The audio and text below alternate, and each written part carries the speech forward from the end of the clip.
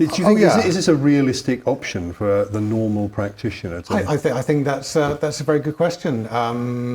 I think that's hard to answer. My hope was that it would make me a better practitioner, and I think it did. And it certainly it completely changed the way I looked at patients. I mean, I was a very standard, mechanical chiropractor. I'd look at things, manipulate things, give rehab exercises, do some maintenance if there were good indications to do that. But I didn't think enough about answering the why question. And I think that's the thing. One of the things that we should be doing is making sure that we're always asking ourselves, does my diagnosis answer why? And we can see on the slide that will come up next. One of the things that we need to do is to examine patients' abdomens, and I don't think as professions we're always very good at doing that.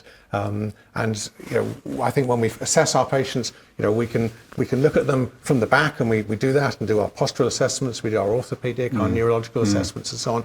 But we're not very good. And I would challenge our audience today to audit their last 10 cases of back pain and see if on your records you've got any mention of abdominal palpation.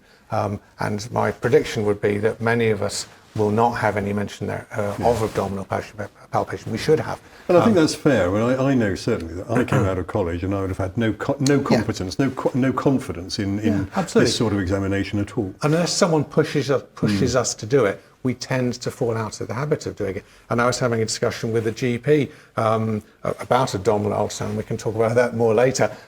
Slightly heated conversation, and she was asking why I would use abdominal ultrasound on someone with the back pain. And one of the clues, the first clue I always think is, if the abdomen's tender on the same side that they got back pain, it's a clue. And this is a picture of me with my detective gear on.